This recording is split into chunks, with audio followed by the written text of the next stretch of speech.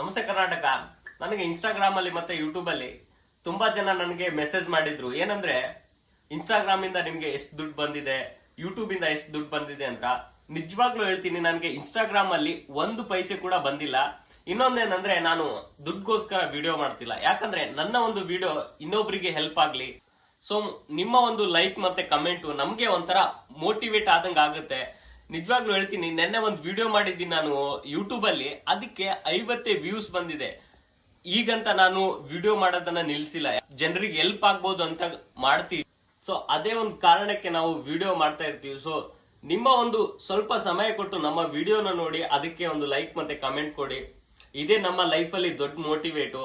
ಯಾಕಂದ್ರೆ ಅಷ್ಟು ಕಷ್ಟಪಟ್ಟು ವಿಡಿಯೋ ಮಾಡ್ತಿರ್ತೀವಿ, ಯಾವ್ದಾವ್ದಕ್ಕೂ ಲೈಕ್ ಕೊಡ್ತೀರಾ. ಸೊ ನಮ್ಮ ವಿಡಿಯೋಗೂ ಲೈಕ್ ಮಾಡಿ. ಹಾಗೆ ನಮ್ ಚಾನಲ್ ನ ಯಾರ್ಯಾರು ಸಬ್ಸ್ಕ್ರೈಬ್ ಮಾಡಿಲ್ಲ ಆದಷ್ಟು ಸಬ್ಸ್ಕ್ರೈಬ್ ಮಾಡಿ. ಕೆಲವೊಂದಿಷ್ಟು ಜನ ನನ್ನ ಫ್ರೆಂಡ್ಸ್ ಅಲ್ಲೇ ಇದ್ರು, ಮುಂಚೆ ನಾನು ವಿಡಿಯೋ ಮಾಡ್ಬೇಕಾದ್ರೆ ಸಬ್ಸ್ಕ್ರೈಬ್ ಮಾಡಿದ್ರು, ಆದ್ರೆ ಇವಾಗ ಎಲ್ಲರೂ ಅನ್ಸಬ್ಸ್ಕ್ರೈಬ್ ಮಾಡಿದ್ದಾರೆ. ಯಾಕಂದ್ರೆ ಅವನೆಲ್ಲಿ ಬೆಳೆದ್ ಬಿಡ್ತಾನೆ ಮುಂದೆ ಅನ್ನೋ ಒಂದು ಕೆಟ್ಟ ಬುದ್ಧಿಯಲ್ಲಿ ತುಂಬಾ ಜನ ನನಗೆ ಅನ್ಸಬ್ಸ್ಕ್ರೈಬ್ ಮಾಡಿದವರು ಕೂಡ ಇದ್ದಾರೆ. ಸೊ ಈ ರೀತಿ ಯಾರು ಮಾಡಬೇಡಿ.